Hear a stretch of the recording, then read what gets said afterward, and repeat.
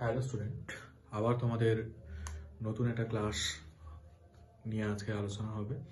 তো আজকে তোমাদের বেসিক্যালি যে ক্লাসটা নিয়ে আলোচনা করব সেটা হচ্ছে তোমাদের এএনএম জিএনএম 2025 এর ক্লাস। ঠিক আছে, তো আজকে হচ্ছে ক্লাস নাম্বার 1। আজকে হচ্ছে তোমাদের প্রথম ক্লাস নাম্বার 1। ওকে, সবাইকে একটা কথা বলার, সবাই পড়াশোনা করবে, ঠিক আছে? প্রত্যেকটা ক্লাস তোমরা দেখবে, দেন যেটা না বুঝতে পারবে সেটা অবশ্যই জানাবে। প্রত্যেকটা টপিক নিয়ে এখানে আলোচনা করা হবে, সুতরাং তোমাদের কিছু প্রবলেম হবে না।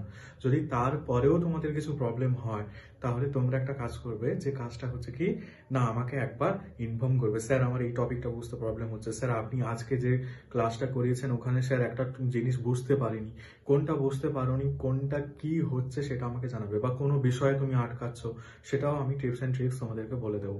তাহলে এএনএম জিএনএম এ নার্সিং এর আজকে প্রথম ক্লাস। আর হ্যাঁ, প্রত্যেকটা ক্লাস সবাই করবে, একদম সম্পূর্ণ বিনামূল্যে প্রত্যেকটা ক্লাস যাবে। এছাড়া নোটস যাবে, মক টেস্ট নেওয়া হবে সপ্তাহে একবার করে, এবং সপ্তাহে 3টে তোমাদের এইরকম ক্লাস যাবে পার্টে পার্টে। ঠিক আছে, আজকে ধরো লাইফ সায়েন্সের ক্লাস করাচ্ছি, পরের দিন ফিজিক্যাল সায়েন্সের ক্লাস করাবো। ওকে, এরকম করে প্রত্যেকটা সাবজেক্টে কিছু কিছু করে তোমাদের টপিকগুলো বুঝিয়ে দেবো, এবং যেগুলো বারবার কোশ্চেন আসছে সেগুলোই। আচ্ছা, একটা বেসিক্যালি কথা বলে রাখি, আমার এই ভিডিওটা ক্লাস 10-এর ছাত্রছাত্রীরা, ক্লাস 9-10-এর ছাত্রছাত্রীরা দেখতে পারো। এই ক্লাসগুলো, আমি যে ক্লাসগুলো দেবো, এছাড়াও যারা এএনএম জেএনএম দিচ্ছ এবং বিভিন্ন কম্পিটিটিভ এক্সাম দিচ্ছ, যাদের জেনারেল সায়েন্স আছে, তারাও কিন্তু আজকের টপিকটা দেখতে পারো, আমার ক্লাসগুলো করতেও পারো। ওকে, চলো আর বেশি কথা বাড়াবো না। আর একটা কথা বলার, যেটা বুঝতে পারবে না অবশ্যই আমাকে বলবে। চলো তাহলে আজকে আমরা এএনএম জেএনএম 2025 এর প্রথম ক্লাস।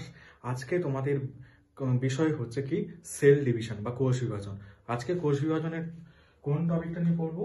আজকে কোষ বিভাজনে আমরা বেসিক্যালি কোষ বিভাজনের প্রাথমিক জিনিস বুঝবো, যেগুলো থেকে এএনএম জিএনএম এর জন্য খুব বেশি করে কোশ্চেন আসে, কোন জায়গা থেকে কোশ্চেন গুলো আসছে নার্সিং এর জন্য, এএনএম জিএনএম 2025 এর জন্য, সেগুলো আজকে আমরা দেখবো। ওকে, তো বেসিক্যালি দেখো, একটা পার্ট তোমাদেরকে বলি, এএনএম জিএনএম 2025 এর মেইন ব্যাপার হচ্ছে এখানে তোমাদের প্রত্যেকটা কোশ্চেন কিন্তু কি হবে, এমসিকিউ বেসিস হবে।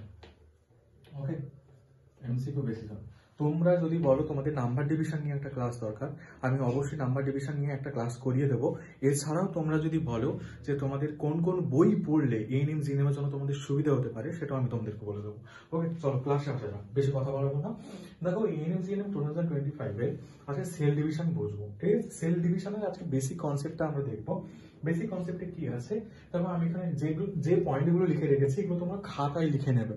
ওকে, সবাই খাতা পেন নিয়ে বসবে, ক্লাসটা করার সময় খাতায় লিখে নেবে, কারণ এই পয়েন্টগুলো থেকে ঘুরিয়ে ফিরে কোশ্চেন আসছে, তাই এইগুলোই লেখা আছে। প্রথম দেখো কি বলা হচ্ছে, নাম সেল ডিভিশন। আজকে হচ্ছে টপিকটা কি, সেল ডিভিশন, কোষ বিভাজন। হ্যাঁ, তো বিজ্ঞানী প্রথম যে পয়েন্টটা বলা আছে, তোমাদের পয়েন্ট করে আমি ডাইরেক্ট দিয়ে দিচ্ছি যে এই লাইনগুলো থেকে কোশ্চেন আসতে চলেছে, সুতরাং এই লাইনগুলো ভালো করে দেখতে হবে। তাই কি বলছে, বিজ্ঞানী ওয়াল্টার ফ্লেমিং সালামান্ডারের দেখে সর্বপ্রথম সেল ডিভিশন পর্যবেক্ষণ করে। এটা ভিভিআই করে রাখো, এটা হচ্ছে ভিভিআই করে রাখো। হ্যাঁ, তোমাদের কোশ্চেনটা আসতে পারে সর্বপ্রথম সেল ডিভিশন কোন বিজ্ঞানী পর্যবেক্ষণ করেন, তাহলে কি হবে, বিজ্ঞানী ওয়াল্টার ফ্লেমিং। ওকে, বিজ্ঞানী ওয়াল্টার ফ্লেমিং। এবার স্যার আপনি তো বলে দিলেন যে এখানে তো সেল ডিভিশন হয়, কিন্তু কোন সেল ডিভিশন? আমরা জানি সেল ডিভিশন 3 প্রকার, কি কি না, অ্যামাইটোসিস, মাইটোসিস এন্ড মিওসিস। তাহলে এখানে কোন সেল ডিভিশন সর্বপ্রথম পর্যবেক্ষণ করেছিলেন? সবাই খাতা পেনে নোট করবে, এখানে কোন cell division, mitosis. Mitosis cell division সর্বপ্রথম পর্যবেক্ষণ করা হয়েছিল। ওকে, তারপরে লাইনটা কি বলেছে দেখো, বিজ্ঞানী ওয়াল্ডেয়ার। এই লাইনগুলো থেকে কোশ্চেন আসে, তাই এগুলো তোমাদের সাথে তুলে দেওয়া। বিজ্ঞানী ওয়াল্ডেয়ার সর্বপ্রথম ক্রোমোজোম কথাটি আবিষ্কার করেন বা ক্রোমোজোম আবিষ্কার করেন। তাহলে কোন বিজ্ঞানী সর্বপ্রথম ক্রোমোজোম আবিষ্কার করেন? বিজ্ঞানী ওয়াল্ডেয়ার। ওকে, তো মাইটোসিস সেল ডিভিশন আজকে আমাদের টপিক। চলো তাহলে মাইটোসিস সেল ডিভিশন, এই যে টপিকটা, এটা সাধারণত দুটো ভাবে ঘটে থাকে। ঠিক আছে, এটা সাধারণত দুটো ভাবে ঘটে থাকে, সবাই নোট ডাউন করবে। যে পয়েন্টগুলো তোমাদের এএনএম জিএনএম এর জন্য আসবে সেটা নিয়ে আলোচনা করছি, ওর বেশি বাড়তি আমরা আলোচনা করব। তো দেখো, প্রথম হচ্ছে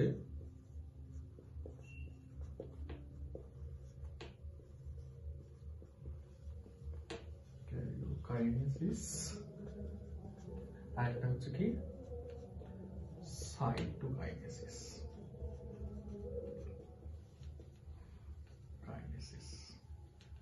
লিখে নেবেন একটু।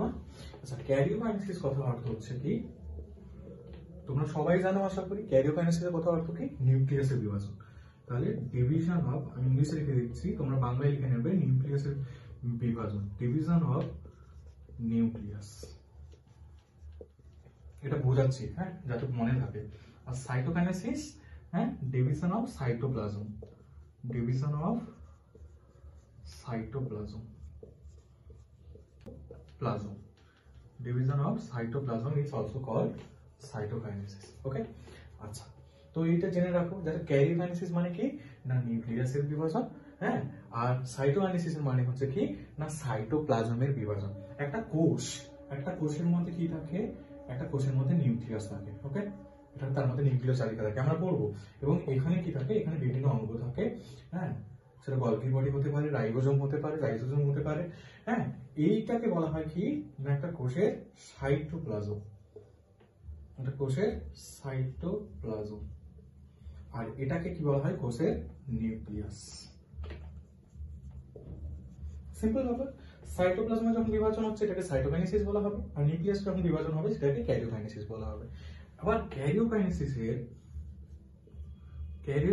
সাধারণত চারটে প্রক্রিয়ায় কি হয়, ক্রমান্বয়ে চারটে প্রক্রিয়া হচ্ছে ক্যারিওকাইনেসিস হয়। নাম্বার ওয়ান কি, নাম্বার ওয়ান হচ্ছে প্রোফেজ, দেন হচ্ছে মেটাফেজ, দেন হচ্ছে কি অ্যানাফেজ, দেন হচ্ছে কি টেলোফেজ।